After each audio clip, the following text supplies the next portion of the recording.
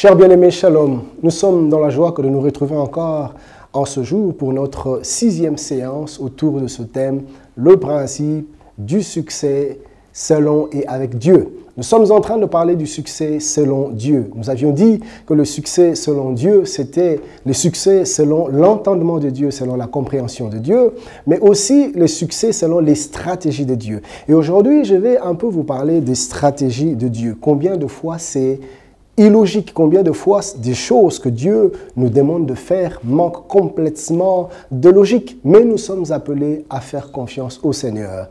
Et deuxièmement, j'aborderai le succès avec Dieu. Suivez et on se revoit tout à l'heure. Que Dieu bénisse. Ça va lui faire beaucoup de bien. Alors nous sommes en train de parler du principe du succès et de la réussite selon et avec Dieu. Le succès selon Dieu.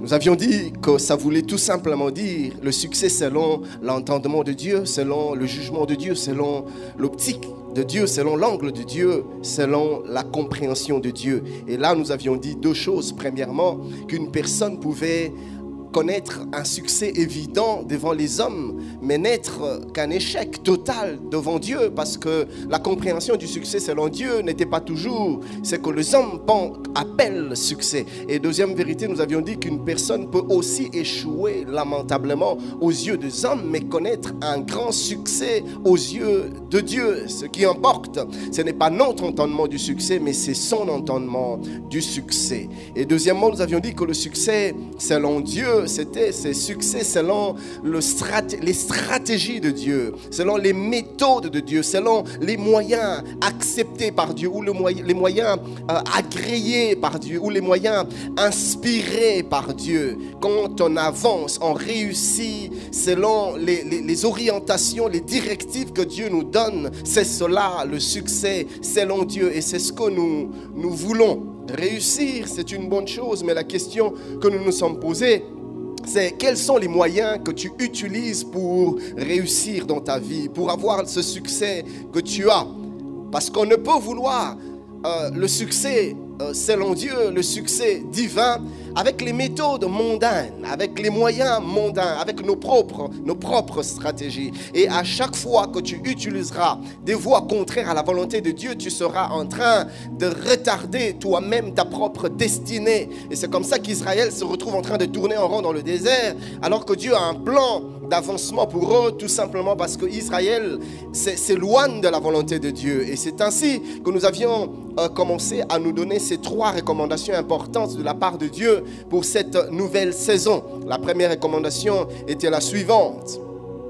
Nous nous sommes encouragés à prendre la décision de réparer avec Dieu, mais aussi avec des hommes, car notre destinée en dépendait. Nous avons vu comment est-ce que Dieu a conduit Jacob à réparer, à arranger sa vie avec lui, mais aussi à arranger avec son frère. Juste quand le Seigneur était sur le point de l'amener dans une autre dimension, dans un autre niveau, dans sa marche, dans sa vie, Dieu a orienté ses pas, Dieu se révélait à lui, Dieu lui a accordé l'opportunité de réparer, d'arranger sa vie. Et quand il a réparé avec Dieu, Jacob a aussi réparé avec les hommes. Oui, ta destinée dépend de cela. Sois en paix avec Dieu, mais sois aussi en paix avec les hommes dans cette nouvelle saison. C'était donc la première orientation. Et la deuxième était la suivante.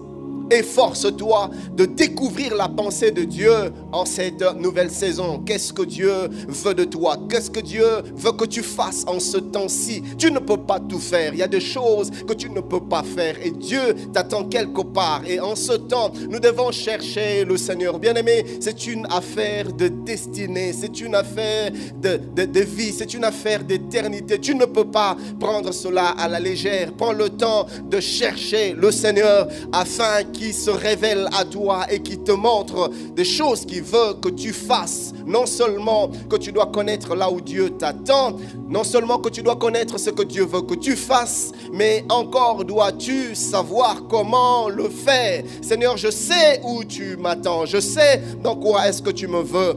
Père, mais je prie que tu me montres le chemin qui m'y conduit. Seigneur, dis-moi des choses que je dois faire. Dis-moi comment je dois les faire.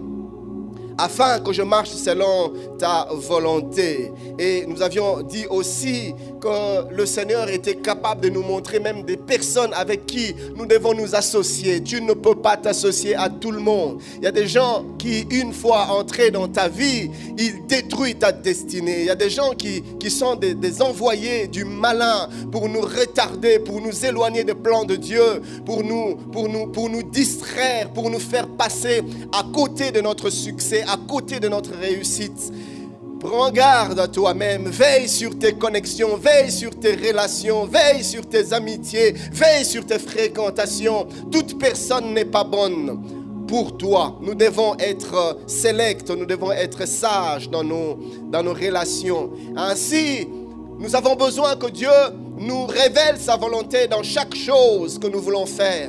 Nous avons besoin de consulter Dieu, qu'il nous montre le chemin. Et nous étions en train de donner les raisons qui nous poussent à le faire, à consulter Dieu. Premièrement, avions-nous dit, toute bonne chose ne le sera pas toujours, partout et tout le temps. Il y a des choses qui sont bonnes maintenant et pour ici, mais elles ne le seront pas demain et pour ailleurs. Il y a des choses qui sont bonnes pour ici, qui ne le seront pas pour ailleurs. Il y a des choses qui sont bonnes maintenant, mais qui ne le seront pas demain. Et il y a des choses qui ne sont pas bonnes maintenant, mais qui le seront demain. Vous voyez, nous avons besoin que Dieu nous guide afin que l'on soit comme des fils d'Issachar, qui avaient l'intelligence des saisons, l'intelligence de temps pour savoir ce que Israël devait faire et comment Israël devait le faire. Et la deuxième raison, avions-nous dit, était la suivante. Une activité peut réussir aujourd'hui avec succès et échouer brillamment demain. Vous voyez, ce n'est pas parce que hier tu as réussi qu'aujourd'hui, forcément, tu réussiras aussi. Non, tu as besoin d'être guidé par Dieu parce qu'il est celui qui voit des choses que nous ne voyons pas. Il est celui qui maîtrise des choses qui nous échappent. Il est celui qui connaît des choses que nous ignorons. Et Dieu veut conduire nos pas. Dieu veut guider nos vies. Dieu veut nous montrer le chemin et c'est son désir. Le Seigneur ne se plaît pas à nous voir tâtonner à gauche et à droite en gaspillant nos énergies, en gaspillant nos avoirs, en gaspillant nos atouts, en gaspillant notre temps. Dieu ne veut pas que nous puissions vivre en tâtonnant. Il est dispo pour nous montrer le chemin et nous devons le consulter. Et la troisième raison pour laquelle nous devons consulter le Seigneur, nous avions dit que les directives de Dieu peuvent changer selon les temps et les circonstances. Dieu peut te dire oui aujourd'hui, pour la même chose demain il te dit non. Il peut te dire non aujourd'hui, pour la même chose demain il te dit oui. Il peut te dire va à gauche aujourd'hui et demain il te dit va à droite. Dieu peut changer ses directives en tout temps et en tout lieu, en tout moment. Parce que c'est lui qui fixe les règles du jeu. C'est lui qui établit le principe. C'est lui qui les fixe. Ce n'est pas nous. Nous dépendons de lui. Lui ne dépend pas de nous. Et à sa guise, dans sa souveraineté, il décide ce qu'il veut, quand il veut, comme il veut. C'est lui, Dieu. Nous ne sommes que des créatures. Nous ne sommes que de l'argile. C'est lui le potier. C'est lui le créateur. Et il fait ce qu'il veut, quand il veut, comme il veut, avec qui il veut. Il peut te dire une chose aujourd'hui et changer demain. C'est selon lui. Il est le Dieu souverain. Le psalmiste dit que notre Dieu est dans les cieux et il fait ce qu'il veut. Il n'a de compte à rendre à personne. Nous n'avons pas non plus des explications à lui donner. Du reste, il n'en nous donne pas toujours. Les directives de Dieu peuvent changer selon les temps et selon les circonstances. Voilà pourquoi nous devons rester à ses pieds comme des enfants, constamment dépendre de lui afin qu'il guide nos pas et qu'il nous montre le chemin qui nous convient de suivre. Et nous avions dit aussi qu'il nous arrive des moments dans la vie où tu consultes Dieu, tu cherches la face de Dieu, mais tu as comme l'impression que Dieu ne te répond pas. Tu as comme l'impression que Dieu se tait, Dieu est silencieux. Et tu le cherches, il ne parle pas, tu le consultes, il ne donne aucune orientation. Et la question que nous nous étions posée était celle de savoir ce que nous devons faire quand nous passons ce genre de moments où nous consultons Dieu. Nous avons l'impression que Dieu ne dit rien. Et à la question et à cette préoccupation, nous sommes dit qu'il était bon que dans la présence de Dieu ou dans nos moments de méditation, des réflexions personnelles, que nous puissions nous-mêmes d'abord nous poser un certain nombre de questions. Avant de dire à Dieu, Seigneur, pourquoi ça ne marche pas? Avant de dire à Dieu, Seigneur, pourquoi ça traîne? Avant de dire à Dieu, Seigneur, montre-moi le chemin. Seigneur, est-ce que je dois faire ci ou ne dois-je pas le faire? Seigneur, est-ce que je dois faire ça ou ne dois-je pas le faire? Seigneur, suis-je dans le bon ou suis-je loin de ta volonté, loin de ta pensée? Dieu se tait. Alors en ce moment-là, il y a une série de questions qu'il ne faut pas que l'on pose à Dieu, mais que l'on doit se poser à nous-mêmes. La première était la suivante. Dieu ne m'a-t-il pas déjà parlé? Oui, il arrive des moments où Dieu nous parle, mais on est distrait, on ne prête pas attention, on ne saisit pas la directive, l'orientation. Alors la question, c'est celle de savoir si, à un moment donné, Dieu ne m'avait-il pas déjà parlé? N'avais-je pas reçu un rêve, une orientation, un message, une prophétie venant de Dieu, mais j'étais distrait. Et le Saint-Esprit est le Dieu d'amour. La Bible dit, il vous rappellera les choses, il vous rappellera des choses que je vous ai dites. Il est là, le Saint-Esprit nous rappelle, mais quand nous revenons vers lui dans un esprit d'humilité, il nous rappelle des choses que Dieu a eu à nous dire. Et la deuxième question était la suivante. Ne suis-je pas en train de vouloir que Dieu me dise ce que j'ai envie d'entendre? J'ai l'impression que Dieu ne me parle pas. J'ai l'impression que Dieu ne me donne aucune orientation. Mais est-ce que je ne suis pas en train de vouloir que Dieu me dise des choses que j'ai dans mon cœur, des attentes qu'il y a dans mon cœur? Ne suis-je pas en train de vouloir que Dieu me dise des choses que moi j'ai envie d'entendre? Et puisque Dieu me dit ce que je n'ai pas envie d'entendre, je refuse de l'écouter ou je ne fais pas attention. N'est-ce pas mon cas? Des questions que l'on doit se poser. Et la troisième question est la suivante. N'ai-je pas prédéfini moi-même le schéma que Dieu doit utiliser pour me parler? Peut-être que je me disais, le Seigneur va me parler par une prophétie. Alors j'attends la prophétie et pendant ce temps, Dieu me parle par un rêve. Je ne saisis pas. Peut-être que je me dis que Dieu me parlera par un rêve. J'attends un rêve, je dors, j'attends voir quelque chose. Mais Dieu ne me parle pas par des rêves. Dieu me parle par une prédication à la radio ou à la télé. Mais puisque je suis focalisé à vouloir que ça passe par un rêve, j'ai un schéma prédéfini. Quand Dieu parle, je passe à côté. Et la dernière question que nous devrions nous poser, c'était celle de savoir si nous ne sommes pas déjà en dehors de la volonté de Dieu. Ce que je suis, Dieu n'est pas ce que je suis en train de faire. Dieu n'est pas d'accord avec. Et si je suis dans une chose dans laquelle Dieu n'est pas, Dieu ne me donnera aucune orientation. Dieu ne me donnera aucune directive. Tout ce que Dieu attend de moi, que je sorte de là afin de le retrouver là où je l'ai laissé. Je vais aller un peu plus loin. Je vais extrapoler. Je vais même exagérer avec ce passage qui dit que Dieu n'écoute pas la prière d'un pécheur. La prière d'un pécheur, de celui qui transgresse la volonté de Dieu, est en abomination à l'Éternel. Quand tu vis loin de la volonté de Dieu, tes prières même deviennent une abomination. La seule prière d'un pécheur que Dieu exauce, c'est la prière de repentance. La Bible dit, souviens-toi de là où tu es tombé, répands-toi et pratique tes premières œuvres.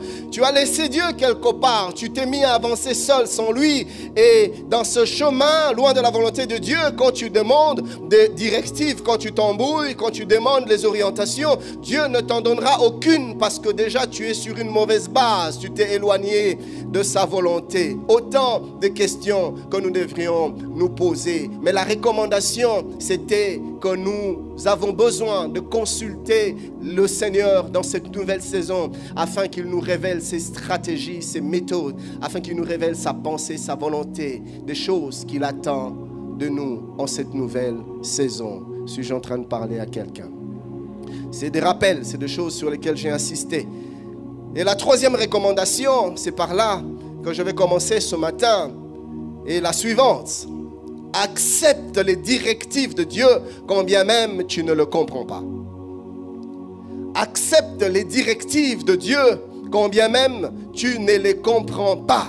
Écoutez, dans cette nouvelle saison, rappelez-vous, je me rappelle, c'était la nuit du 31 au 1er, Dieu nous avait donné un message. Le Seigneur avait dit qu'il parlera à plusieurs pour leur donner des orientations qu'ils ne comprendront pas, des orientations difficiles à comprendre, difficiles à accepter, qui donnent des fois l'impression de ne pas être logique selon le raisonnement de l'homme. Mais nous devons faire confiance au Seigneur. Écoutez mes amis, l'intelligence de l'homme ne comprend pas toujours les voies de Dieu. L'intelligence de l'homme n'appréhende pas toujours la pensée de Dieu. La Bible dit dans le livre de Psaumes, le chapitre 139, le verset 17e, que tes pensées, ô Dieu, me semblent impénétrables. Oui, ça nous arrive souvent que les pensées de Dieu nous semblent incompréhensibles. Les pensées de Dieu nous semblent impénétrables. Les pensées de Dieu nous semblent si difficiles à comprendre. La version Parole de vie dit: oh Dieu, tes pensées sont vraiment difficiles. Il y a des choses que Dieu nous demande qui nous semblent si difficiles à faire, si difficiles à admettre, si difficiles à accepter. Notre intelligence n'appréhende pas toujours la sagesse de Dieu. Et le sage dit dans Ecclésiaste, chapitre 11, le verset 5e, comme tu ne sais pas quel est le chemin du vent, ni comment se forment les eaux dans le ventre de la femme enceinte. Écoutez ça. Tu ne connais pas non plus l'œuvre de Dieu qui fait tout. Nous ne comprenons pas l'œuvre de Dieu. Nous ne connaissons pas l'œuvre de Dieu. Nous ne comprenons pas sa manière d'opérer. Nous ne comprenons pas toujours sa manière de fonctionner. Nous ne comprenons pas toujours ses choix, ses décisions. Nous ne les comprenons pas toujours, bien aimés. C'est normal. L'intelligence humaine ne peut saisir la sagesse de Dieu. Français courant dit du même passage, Ecclésiaste 11, 5, tu peux encore moins comprendre comment Dieu agit. Lui qui fait tout, nous ne comprenons pas comment il agit. Ce texte m'est revenu à l'esprit, Jean 13, 7, je suis dans la version Semeur. Jésus lui répondit, ce que je fais, tu ne le comprends pas pour l'instant, tu le comprendras plus tard. C'est Jésus qui parle à Pierre. Et la version Alfred Cohen dit, ce que je fais, tu ne peux pas le comprendre pour l'instant, tu le comprendras par la suite. Il y a des choses que nous ne pouvons pas comprendre maintenant. Nous n'avons pas tous les paramètres pour les comprendre. Nous n'avons pas toute l'intelligence pour les comprendre. Nous n'avons pas tout le discernement pour le comprendre. Il y a des langages que nous ne comprendrons pas maintenant. Il y a des choix que nous ne comprendrons pas maintenant. Il y a des choses que Dieu fait dans nos vies que nous ne comprendrons pas maintenant. Seigneur, pourquoi j'ai échoué? Je ne comprends pas. Seigneur, pourquoi cette porte ne s'ouvre pas? Je ne comprends pas. Seigneur, pourquoi mon fiancé vient de me quitter pour la énième fois? Je ne comprends pas. Seigneur, pourquoi ses enfants ne viennent pas? Je ne comprends pas. Seigneur, pourquoi mon enfant se rebelle? Je ne comprends pas. Seigneur, pourquoi suis-je toujours dans le chômage? Je ne comprends pas. Seigneur, pourquoi dois-je arrêter ceci pour faire cela? Je ne comprends pas. Seigneur, pourquoi me demandes-tu de prendre ce chemin? Il me semble bizarre, il me semble obscur. Je ne comprends pas. Mon ami, l'homme ne comprendra pas toujours les directives de Dieu. Il y a des directives de Dieu que nous ne comprendrons pas toujours dans l'immédiat. Puissions-nous être comme des petits enfants devant Dieu. J'aime quand le Seigneur Jésus-Christ, dans l'évangile selon Luc, dans son chapitre 18e, le verset 16e, la Bible dit, et Jésus les appela et dit, laissez venir à moi les petits enfants et ne les en empêchez pas, car le royaume de Dieu est pour ceux qui leur ressemblent. Que Dieu nous donne des cœurs d'enfants, que Dieu nous donne les attitudes d'enfants, que Dieu nous donne les caractéristiques d'un enfant. Un enfant fait confiance de manière aveugle.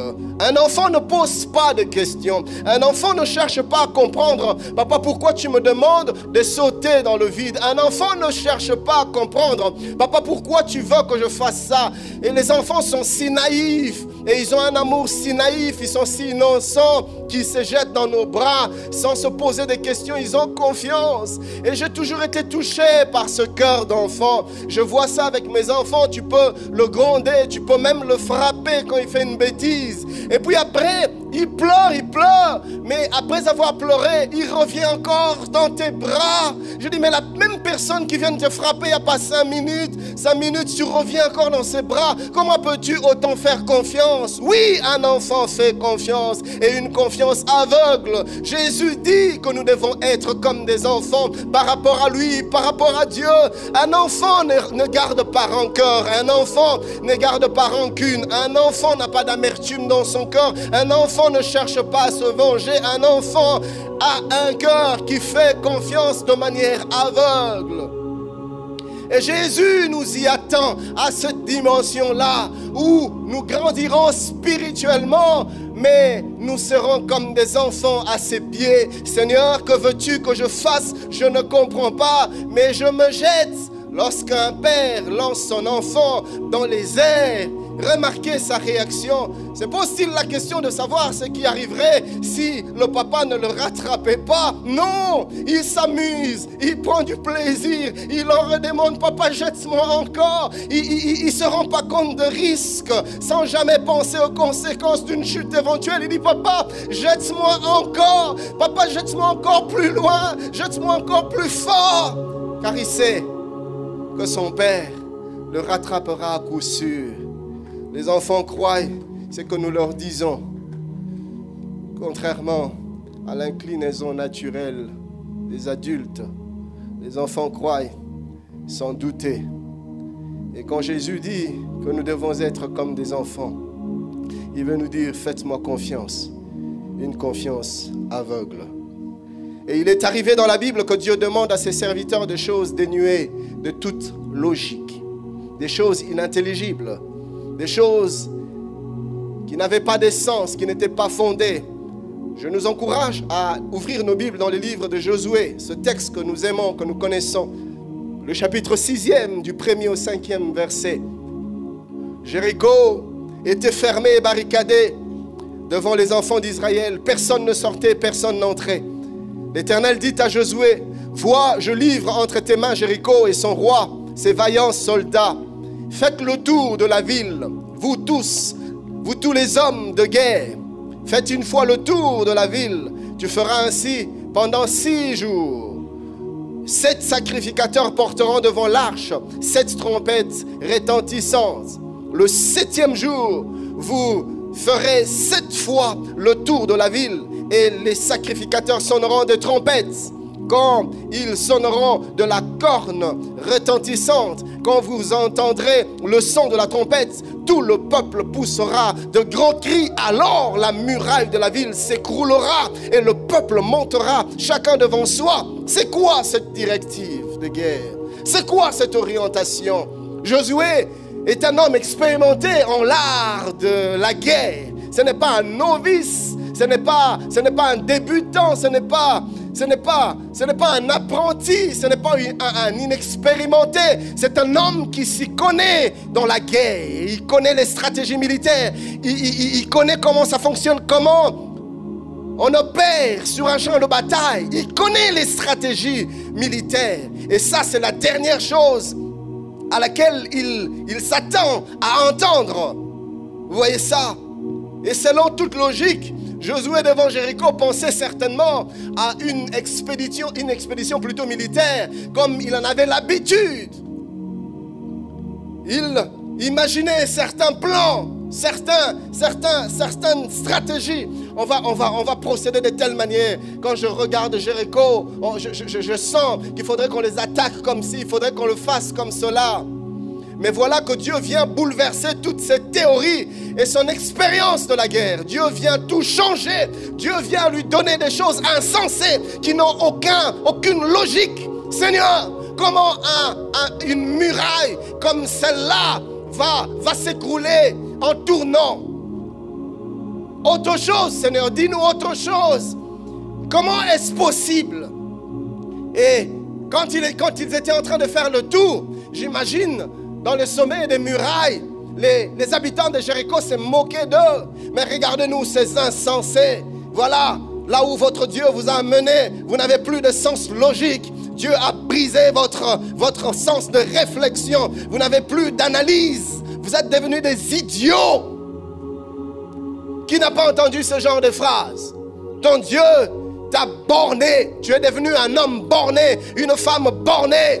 Toi, un intellectuel comme toi, tu crois à ces idioties. Tu crois en la Bible, un livre qui a été écrit des milliers d'années. Penses-tu qu'elle est toujours à jour? Penses-tu qu'elle s'applique encore aujourd'hui? Un livre antique, avec des hommes antiques, avec des réflexions antiques. aujourd'hui, en ce temps aussi civilisé, et toi, tu veux baser ta vie sur des réflexions antiques, insensées, idiots. Qui n'a pas entendu ce genre de réflexion pour lui ou pour une autre personne, de près ou de loin? Qui ne l'a pas entendu?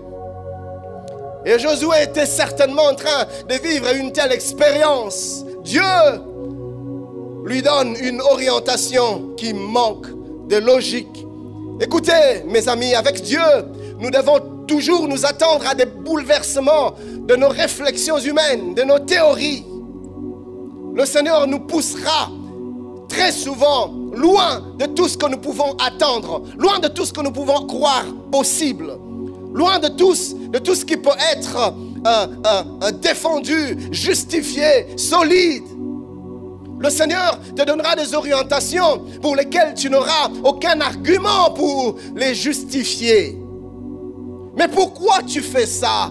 Mais pourquoi tu as dit non à ce bon monsieur? Mais pourquoi tu as arrêté ce travail? Mais pourquoi tu es en train de te lancer? Tu es allé te lancer dans une telle affaire. Mais qu'est-ce qui t'arrive, mon ami?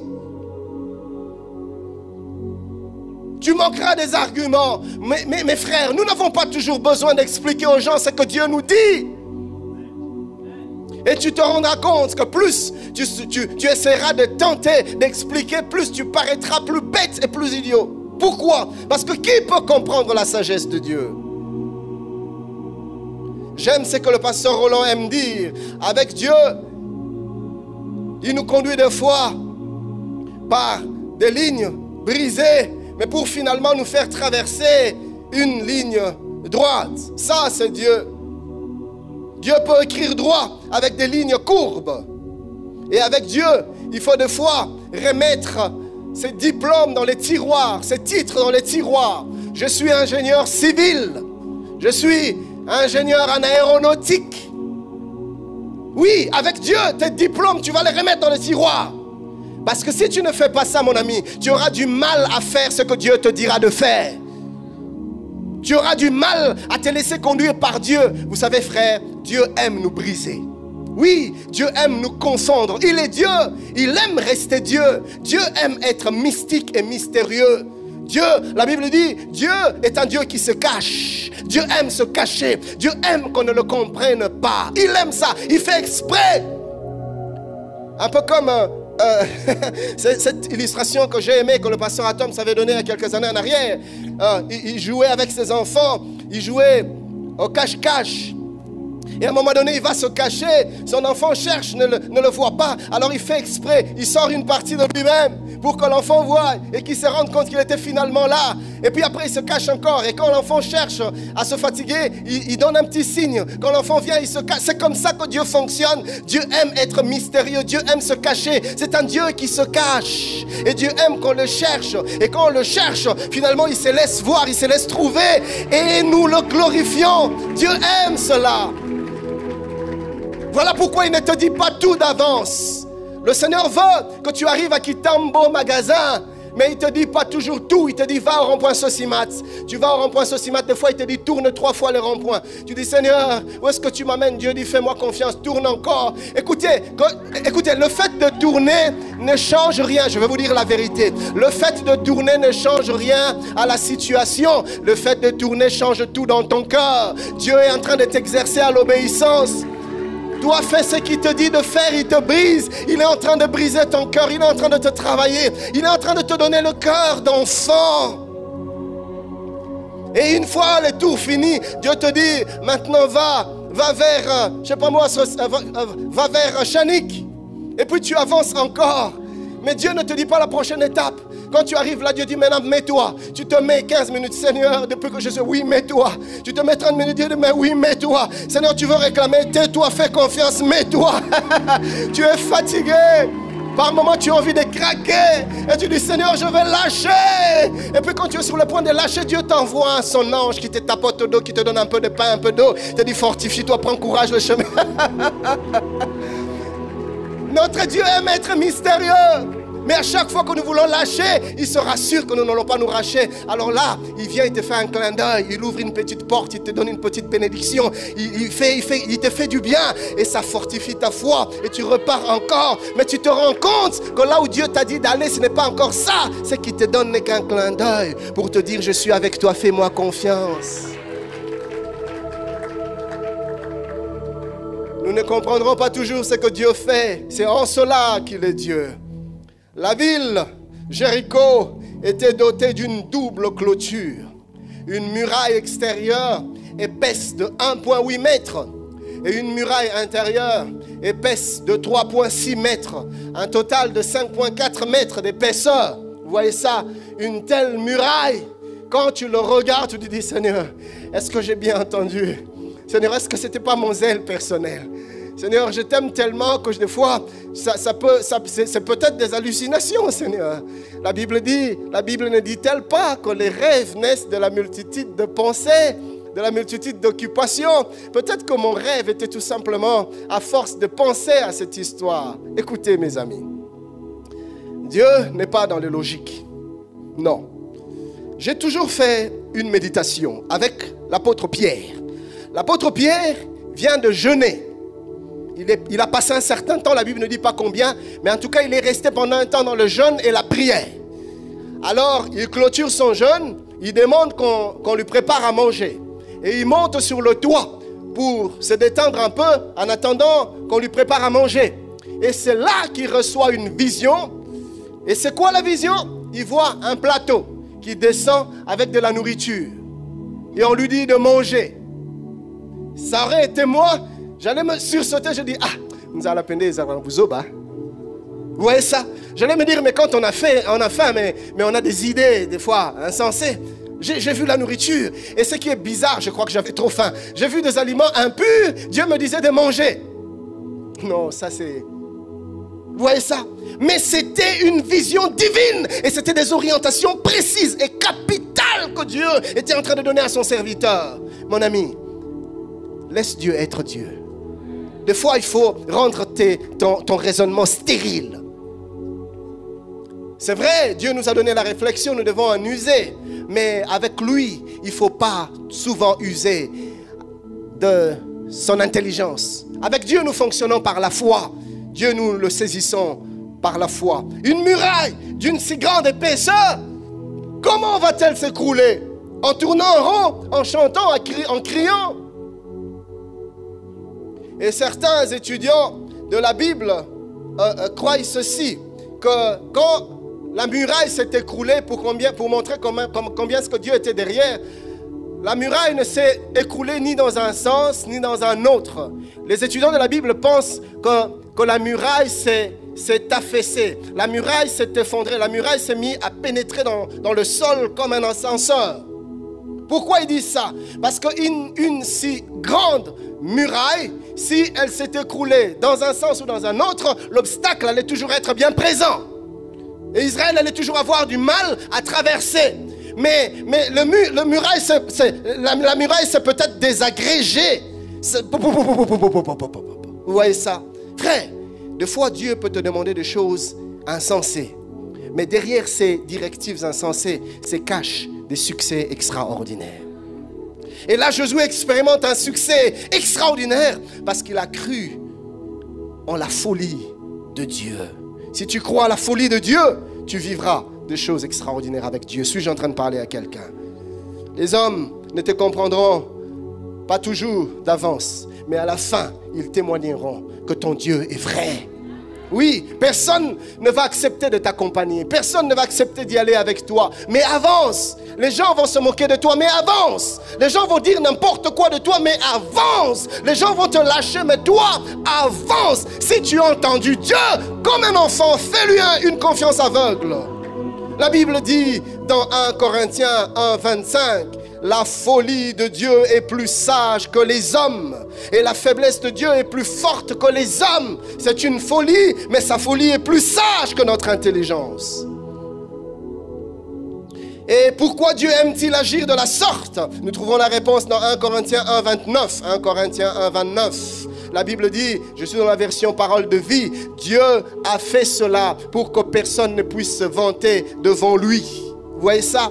Dieu nous conduit dans la folie, dans l'illogique, dans des choses non explicables. Pourquoi? Parce que le Seigneur veut nous préserver de l'orgueil afin que tu saches et que tout le monde sache que ça, c'est le doigt de Dieu. Ce n'est pas ton intelligence. Du reste, la chose était complètement illogique. Mais quand on voit le succès que Dieu t'a donné par cette méthode-là, on se rend compte que ça, c'est le doigt de Dieu. Et Dieu veut préserver sa gloire. Il dit qu'il ne partage sa gloire avec personne. Mon ami, veux-tu vivre la gloire de Dieu? Fais ces choses illogiques qu'il te demande. J'aime un autre texte dans Matthieu 17. Si vous lisez le verset 27e, la Bible dit, mais pour ne pas les scandaliser, c'est Jésus qui parle à Pierre, va à la mer, jette la meçon et tire le premier poisson qui viendra. Ouvre-lui la bouche et tu trouveras un starter, français courant dit, tu trouveras une pièce d'argent. Prends-le et donne-le-leur pour moi et pour toi. Il s'agissait de payer les taxes. Et Jésus dit à Pierre, va dans la mer, va pêcher un poisson.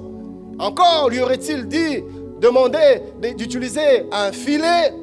Pierre allait se dire, bon, on ne sait jamais, peut-être que dans les filets, il y a toujours des pièces perdues dans l'océan, dans la mer. Peut-être que mon filet ramènera certaines pièces. Ou quand il y a beaucoup de poissons, bon, je vais en attraper un, peut-être que dans la bouche je vais trouver. Mais le Seigneur me dit d'utiliser la meçon. Comment est-ce qu'un poisson qui a une pièce d'argent dans la bouche va-t-il saisir mon hameçon? Pierre était en train de réfléchir, certainement en y allant. Le Seigneur ne vient-il pas, pouvait-il se dire de me parler en parabole? Peut-être que c'est une parabole. Peut-être que ce n'est pas une réalité. Écoutez, Jésus a tellement parlé en parabole. Jésus, aide-moi. Il a tellement parlé en parabole. Il a tellement parlé en images. Pierre aurait pu tomber dans le piège de croire que c'était une parabole, que c'était symbolique, que c'était un langage imagé. Non, Pierre prend Jésus au mot. Pierre écoute ce que Jésus entend. Pierre ne cherche pas à discerner. Le problème avec nous cherchons le discernement partout. Nous cherchons la compréhension partout. Nous cherchons des explications partout. Non, le poisson, c'est peut-être une personne que Dieu va utiliser. C'est peut-être quelqu'un que le Seigneur va toucher. Le poisson, c'est peut-être comme la veuve de Sarepta. C'est peut-être ça le poisson. Peut-être qu'il faudrait que j'aille demander aux gens que je connais. Et Dieu va toucher leur cœur pour qu'ils me donnent de quoi venir payer la taxe. Non. Hameçon, tu jettes dans la mer, tu ressors un poisson, tu ouvres la bouche, tu trouveras l'argent. Seigneur, une telle chose ne s'est jamais produite dans l'histoire de la religion, de la foi. Même les géants de la foi, Abraham, Jacob, Isaac, Jacob et tous les autres, même les grands prophètes, Élie, Ésaïe, Samuel, personne n'a fait une telle chose. Oui, ce n'est pas parce que jamais personne n'a fait ça que Dieu ne peut pas te demander de le faire.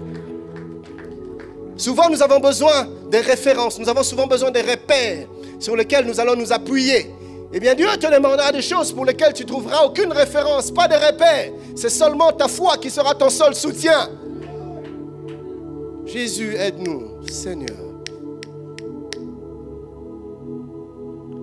Dieu a le moyen de sa politique, comme j'aime le dire. Il sait ce qu'il est en train de faire. Il a dit la meçon, il a dit le poisson, il a dit une pièce d'argent. Il sait comment il va se débrouiller. Il est Dieu. Fais-lui confiance, même quand tu ne comprends rien. Jérémie 29, 11 dit, je connais. Il ne dit pas que tu connaîtras, il dit pas que tu connais, il dit, moi je connais les projets que j'ai formés sur vous. Je sais ce que je suis en train de faire. Je sais là où je suis en train de vous conduire. Je sais, je ne fais pas de choses que j'ignore. Je maîtrise ce que je fais. Fais-moi confiance. Quand je te dis A, je sais pourquoi ça doit être A et pas B. Je suis Dieu. Fais-moi confiance. Arrête de réfléchir un instant. Sur le chemin du succès et de la réussite, Dieu te demandera souvent de choses que tu ne comprendras pas. Fais-lui simplement confiance. Quand Dieu dit « bouche d'un poisson », ne cherche pas autre chose. Cherche un poisson et ouvre-lui la bouche. Nous devons savoir que la foi n'est pas réfléchie. Une fois qu'elle devient réfléchie, la foi n'est plus foi. La foi est insensée. La foi est irréfléchie. La foi est naïve. Suis-je en train de parler à quelqu'un? C'est en cela que c'est la foi. La foi est folie. Dès que la foi devient réfléchie, dès que la foi devient sensée, dès que la foi devient compréhensible, dès que la foi devient sagesse, elle n'est plus la foi. Car par essence et dans son sens, la foi, c'est folie. Et le succès selon Dieu passera souvent par des méthodes selon Dieu et souvent des méthodes illogiques. Nous étions donc en train de parler du succès selon Dieu, selon l'entendement de Dieu, selon les stratégies de Dieu. Permettez-moi de commencer le second point, le succès ou la réussite avec Dieu. Notre thème est le succès ou la réussite selon et avec Dieu. Jusque-là, nous étions dans selon Dieu. Là, nous allons entamer avec Dieu. Ça ne sera pas aussi long que selon Dieu, mais il y a des éléments que je voudrais partager avec vous. C'est quoi le succès ou la réussite avec Dieu? La réussite avec Dieu, c'est cette réussite dans laquelle Dieu trouve son compte. Avec Dieu, tu ne réussis pas seul. Quand tu réussis, Dieu aussi réussit. C'est-à-dire Dieu trouve aussi son compte. Dieu trouve aussi sa part. Dieu trouve aussi ses intérêts. Dieu trouve aussi sa place. Quand Dieu te fait réussir, il veut réussir avec toi. Il veut réussir en toi. Il veut réussir par toi. Malheureusement, plusieurs chassent Dieu de leur vie dès que la réussite arrive. Non, ce que Dieu cherche, c'est qu'il se réjouisse avec toi, qu'il tire des dividendes avec toi, qu'il en trouve profit avec toi. Le succès avec Dieu, c'est le succès où Dieu se retrouve. Plusieurs s'attachent à Dieu jusqu'au jour où le succès vient. Et là, c'est bye bye Seigneur. Il lui tourne le dos. Jesus, garde-nous de l'ingratitude. Garde-nous de cette méchanceté. Et il tourne le dos à Dieu. Et l'apôtre Paul dit dans Romains 1, 25, oui, ils ont délibérément échangé la vérité concernant Dieu contre le mensonge. Ils ont adoré et servi la créature au lieu du Créateur. Vous voyez ça? Ils adorent la créature au lieu d'adorer le Créateur. Ils s'attachent à la créature au lieu de rester attachés à Dieu. Ils se concentrent sur le succès au point de chasser Dieu de leur réussite. On est devenus des profiteurs dans la maison de Dieu. Nous cherchons Dieu pour nous-mêmes, notre propre succès, notre propre réussite. Et la preuve que nous ne sommes que des profiteurs, une fois que Dieu nous donne, très vite nous le chassons de notre succès. Nous nous mettons à vivre et à jouir de notre succès comme nous le voulons, comme nous l'entendons sans Dieu. Et pourtant cela nous est venu de Dieu. Frère, brise l'ingratitude de ton cœur. Jésus ajouta, nous sommes dans Luc 12, 21. Ainsi en est-il de celui qui amasse des richesses pour lui-même. Ce genre de choses arrive quand on veut réussir pour soi-même et non pour Dieu. Amasses-tu des richesses pour toi-même ou pour Dieu? Penses-tu à Dieu quand tu es béni? Penses-tu à Dieu quand tu réussis? Penses-tu à Dieu quand tu as? Dieu trouve-t-il son compte dans ta réussite, dans ton succès professionnel? Dieu trouve-t-il son compte? Ou bien dès le soir où on t'annonce ta promotion, où on te notifie de ta nouvelle affectation, où on te notifie de ton augmentation de salaire, dès le soir, tu vas festoyer, mais dans des endroits où Dieu ne peut pas entrer. Et pourtant, le succès t'est venu de Dieu, mais tu te retrouves dans une boîte de nuit. Oh, laissez-moi m'éclater parce que finalement, la chose que je cherchais, je l'ai obtenue. Non, tu ne l'as pas obtenue, Dieu te l'a donnée. Combien nous-mêmes nous l'avions fait et combien plusieurs jeunes continuent à le faire. Je me rappelle il y a plusieurs années en arrière, j'étais tout jeune, j'étais encore en début des humanités et je me faisais encadrer par un frère qui aujourd'hui vit au Canada. Et une fois on a été invité, je l'accompagnais, j'aimais tellement écouter quand il prêchait que je l'accompagnais partout. Je passais des heures et des heures avec lui en l'écoutant. Parle-moi de Jésus, parle-moi de Dieu. Alors il m'enseignait, il m'enseignait. Et ce jour-là, il était appelé à prêcher à un groupe d'élèves, des finalistes qui préparaient leurs examens d'État. Et puis il a prêché, on a prié pour eux. Et quelque temps plus tard, les résultats sont sortis et ils ont réussi. Et l'une des personnes qui a réussi, écoutez ce qu'elle dit. Ah, maintenant j'ai déjà mon diplôme. Dieu, je le cherchais. Et c'est pourquoi je cherchais Dieu. Il me l'a donné. Maintenant c'est bon. Je peux vivre comme je le veux, comme je l'entends. Insensé. Dieu trouve-t-il son compte dans ton succès? La Bible dit que la bénédiction vient de Dieu, ça vient de l'Éternel. Et je prie que tout ce que Dieu nous donne nous rapproche de lui. Tout ce que Dieu nous donne nous attache à lui. Mes amis, le Seigneur veut le faire et il va le faire. Dieu va nous donner beaucoup de succès, beaucoup de réussite dans cette nouvelle saison. Il est déterminé à le faire. Mais écoutez ce qui se passe dans son cœur. Trouverai-je, continuerai-je à trouver de la foi dans son cœur après la visitation, après le succès, après la réussite?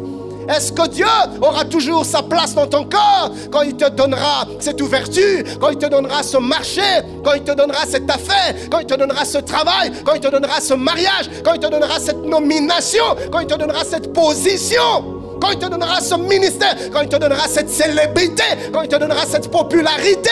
Partout où tu passes, on te reconnaît. Ah, Shalom pasteur, tu n'ouvres plus de portes. Les gens viennent parce qu'ils t'aiment et parce qu'ils honorent l'onction que Dieu a placée sur toi et parce qu'ils aiment Dieu. Ils accourent pour t'ouvrir la porte. Les gens te rendent des services et tu veux payer. Ils te disent non pasteur, bénissez-moi simplement. Comment tu seras quand tu vivras ces choses? Est-ce que tu vas changer? Est-ce que tu commenceras à te prendre pour quelque chose ou pour quelqu'un? Ou vas-tu rester simple? Ou vas-tu rester humble? Ou vas-tu rester ce berger derrière le bébé, mais quand même quand Dieu te mettra sur le trône? Je prie que Dieu nous brise.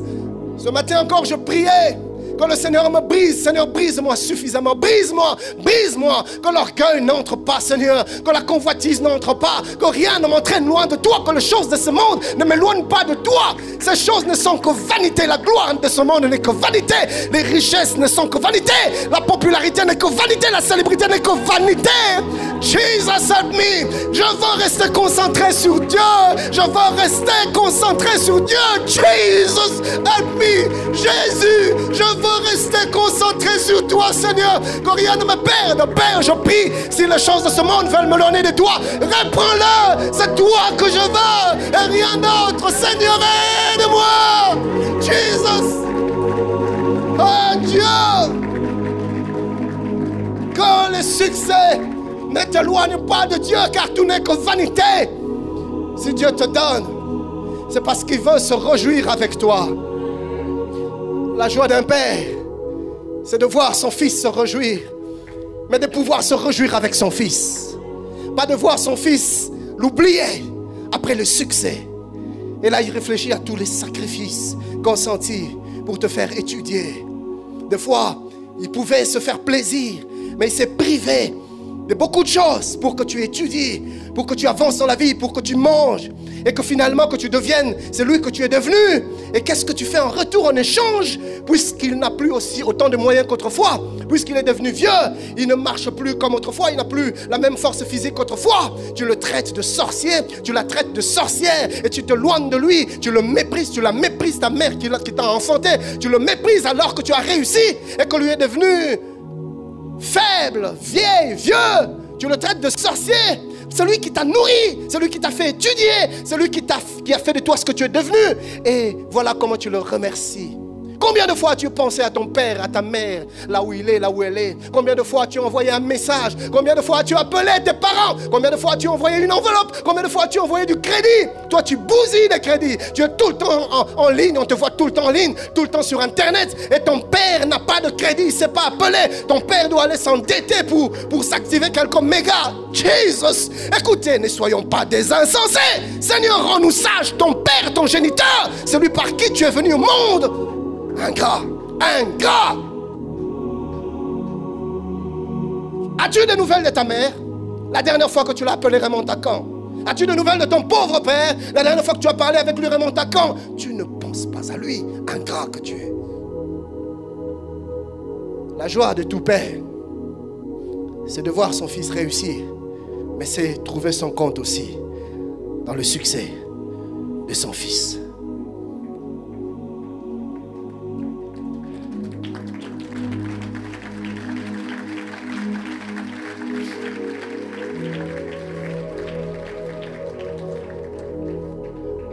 De Chroniques 26, 16. La Bible nous parle d'Osias. Lorsqu'il fut puissant, son cœur s'éleva pour le perdre. Il pécha contre l'Éternel, son Dieu. Que fais-tu de ton succès? Ou que feras-tu de ton succès? Ou je poserai la question autrement plutôt. Qu'est-ce que le succès fera de toi? Baissons nos têtes dans la prière. Les stratégies de Dieu, des fois, elles nous semblent incompréhensibles. La Bible dit que les voies de Dieu sont impénétrables. Mon ami, tu ne comprendras pas toujours ce que Dieu te dit de faire, un peu comme nous venons de suivre dans ce message. Sois comme un enfant, sois humble. Même quand tu ne comprends pas, fais ce que Dieu te dit de faire.